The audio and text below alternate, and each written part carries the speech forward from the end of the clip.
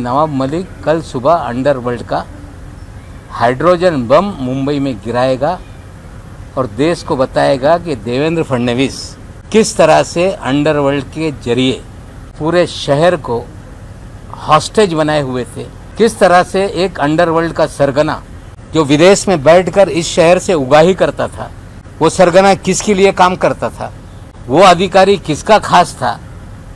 ना नवाब मलिक के किसी अंडरवर्ल्ड के लोगों से रिश्ते रहे, ना नवाब मलिक ने कभी बम ब्लास्ट के लोगों से कोई संपत्ति खरीदी। देवेंद्र जी का अंडरवर्ल्ड का क्या खेल है इस महाराष्ट्र में, और देवेंद्र जी ने मुख्यमंत्री रहते हुए किस तरह से अंडरवर्ल्ड के जरिए पूरे शहर को हॉस्टेज बना रखा था, कल सुबह 10 बजे उसकी जानकारी देंगे। देवेंद्र फडणवीस जी ने घोषणा की थी कि दिवाली के बाद पटाखे फोड़ेंगे। हमें लगता है कि पटाखे भीग गए और आवाज़ नहीं कर पाए। एक माहौल खड़ा किया गया कि नवाब मलिक के बम ब्लास्ट के आरोपियों से संबंध हैं।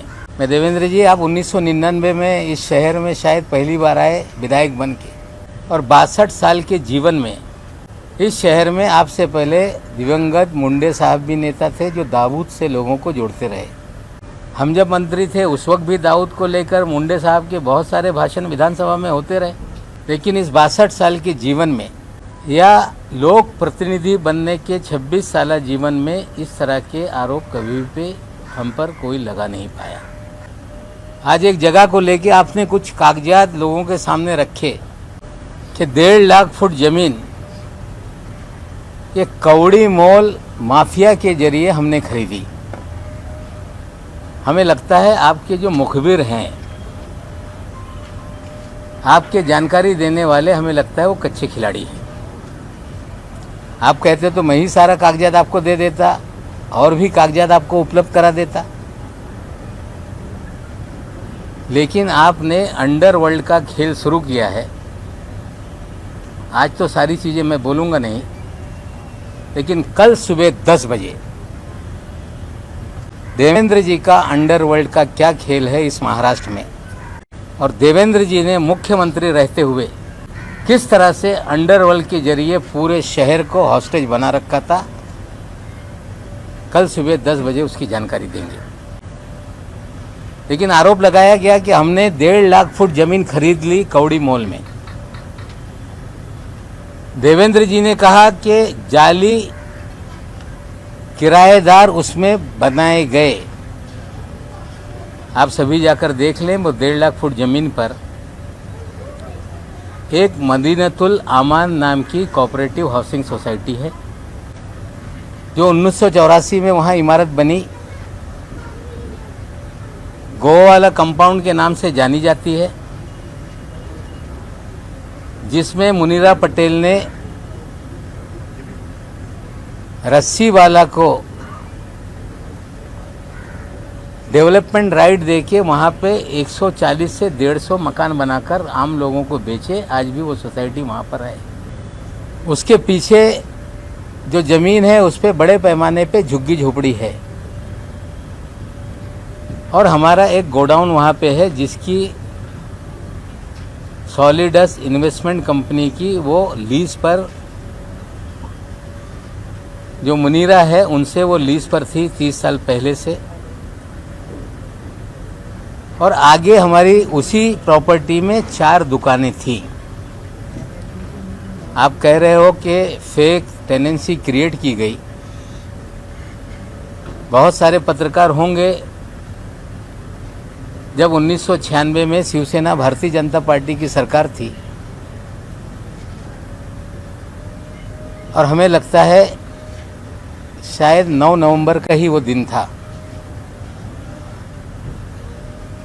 और महाराष्ट्र में एक चौंकाने वाला नतीजा आया था जब नवाब मलिक शिवसेना भारतीय जनता पार्टी की सरकार में पहली बार उपचुनाव जीता था, और उस चुनाव का कार्यालय उसी गोवा वाली बिल्डिंग में था और जश्न भी वहीं मनाया गया था। 96 के आप जाकर मेरे कार्यालय के चुनाव के डॉक्यूमेंट निकाल लेंगे तो वहीं से हमने चुनाव लड़ा था। हम किराएदार वहाँ पे थे। जो मुनीरा पलम्बर है उन्होंने वहाँ पे झोपड़पट्टी थी, मदीनतुल आमान नाम की सोसाइटी थी, और उन्होंने हमसे संपर्क किया कि हम आपके पास जो गोडाउन है उसकी ओनरशिप हम या पूरी ओनरशिप देना चाहते हैं।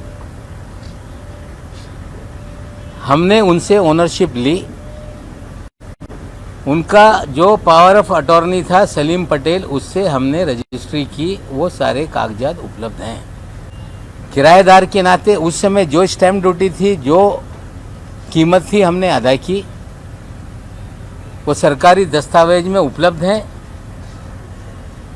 हमने मालकिन से ली। अगर वो किसी को कहती हैं कि ये मेरा पावर ऑफ अटॉर्नी है, उससे आप पूरा आपका जो भी व्यवहार है वो पूरा कर लो, तो हमने वो पूरा करने का काम किया। देवेंद्र जी ने बढ़ा चढ़ा के बम ब्लास्ट का उल्लेख करने का काम किया।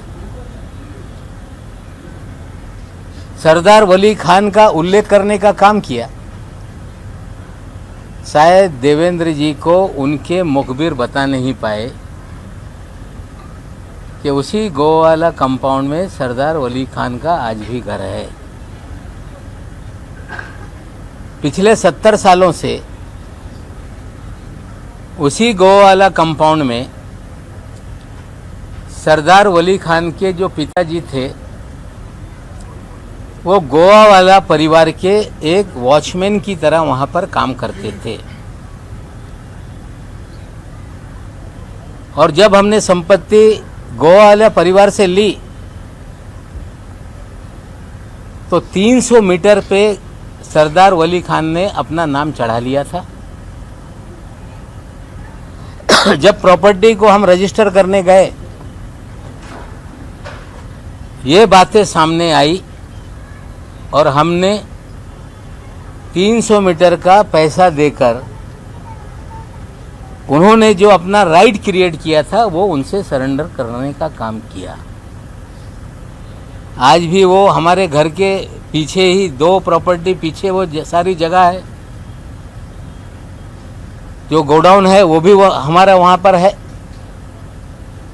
जो आगे इमारत है उसमें भी जो 4 दुकानें उस समय हमारी थी वो भी है, आज वहाँ पे किराए पे लगाई हुई है। जब प्रॉपर्टी ली तो आगे जो गोवा वाला बिल्डिंग है जिसमें 4 दुकानें, 8 दुकानें नीचे, 8 घर ऊपर, ये सारी संपत्ति उस समय हमारी हुई। उसमें बाद में एक बियर बार था। मुसलमान होने के नाते समाज का दबाव होने लगा कि आपके संपत्ति में बियर बार है। वो बियर बार को भी ज्यादा पैसा देके हमने सरेंडर करवाने का काम किया। और किसी भी तरह से कोई अंडरवर्ल्ड के दबाव में या किसी बम ब्लास्ट के आरोपी से ये प्रॉपर्टी हमने खरीदी नहीं। ये पूरी तरह से हम किराएदार थे। जो जगह की मालकिन थी वो चाह रही थी कि आप ये मालकी हक ले लो, और हमने उनसे लिया। जो खान फैमिली थी, पठान फैमिली, जो वहाँ के वॉचमैन थे, उन्होंने अपना 7/12 पे नाम चढ़वा लिया था। उसे सरेंडर करने के लिए उन्हें पैसा देने का काम किया। और ये सच्चाई को देवेंद्र जी ने राई का पर्वत बनाने की कोशिश की। जो व्यक्ति 62 साल जीवन में इस शहर में कभी भी आरोप नहीं लग पाया कि किसी अंडरवर्ल्ड से नवाब मलिक के कनेक्शन रहे हैं, रिश्ते रहे हैं। आप कह रहे हैं कि आप जो भी एजेंसी है उसके सामने जाएंगे, जाइए, हम तैयार हैं। हमें लगता है कि झूठ का आडंबर खड़ा कर देने से किसी की प्रतिमा मलिन हो जाएगी, तो हमें लगता है देवेंद्र जी आपकी गलत फहमी है। जो कुछ है सारे दस्तावेज रजिस्ट्री ऑफिस में है। कंपनी का जो भी डिपार्टमेंट है वहाँ पे सारे कागजात हैं। जो पैसे का लेन देन हुआ उसकी स्टैम्प ड्यूटी हमने भरी है। ये कह देना कि 20 रुपया फुट में लिया, हमें लगता है झूठ बोलो तो जरा ढंग से बोलो। हमें लगता है झूठ बोलकर नवाब मलिक, जो पिछले 7 साल से आपसे लड़ रहा था, पहली बार आपने इस तरह का आरोप लगाया, सरासर बेबुनियाद है। ना नवाब मलिक के किसी अंडरवर्ल्ड के लोगों से रिश्ते रहे, ना नवाब मलिक ने कभी बम ब्लास्ट के लोगों से कोई संपत्ति खरीदी। हाँ, वॉचमैन ने अपना नाम उस पर चढ़ा लिया था, उस वॉचमैन से नाम निकालने के लिए उन्हें पैसे देने का काम किया, ये सच्चाई है। जहाँ तक सवाल है देवेंद्र जी, आपने अंडरवर्ल्ड का खेल शुरू किया है, तो आपको आज मैं कह रहा हूँ कि सुबह 10 बजे आप कह रहे थे कि बम फोड़ देंगे। ये बम नहीं है, आपने आडंबर खड़ा किया। लेकिन नवाब मलिक कल सुबह अंडरवर्ल्ड का हाइड्रोजन बम मुंबई में गिराएगा और देश को बताएगा कि देवेंद्र फडणवीस किस तरह से अंडरवर्ल्ड के जरिए पूरे शहर को हॉस्टेज बनाए हुए थे, किस तरह से एक अंडरवर्ल्ड का सरगना जो विदेश में बैठकर इस शहर से उगाही करता था, वो सरगना किसके लिए काम करता था, वो अधिकारी किसका खास था।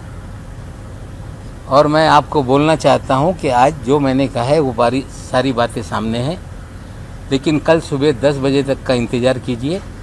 बम तो फूटा नहीं, लेकिन हाइड्रोजन बम कल सुबह 10 बजे गिरे।